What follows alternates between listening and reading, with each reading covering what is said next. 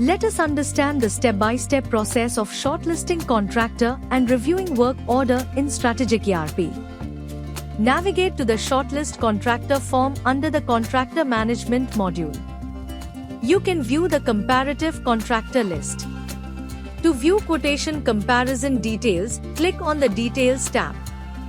You can view the comparative contractor table, compare multiple contractor rates and release work order for the contractor.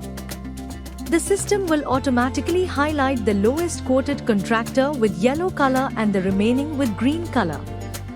Under a specific category tab, you can view service details such as the quantity, unit rate, total quantity and total amount. Similarly, you can view service details for other categories. To add summary or remarks, click on the remark icon. Enter comments as applicable and close.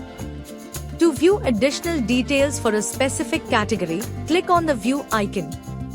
You can view the rate, percentage, particulars, material rate, labor rate and total rate. You can shortlist the contractor using two methods. First is select by contractor and second is select by item. In the select by contractor method, the system selects all services and highlights contractors with the lowest quoted rates. To release the order item-wise, select the select by item method. The system automatically selects single or multiple contractors from different categories with the lowest quoted rates. To view service details in a summary table, click on Summary icon. You can view a comparison summary table.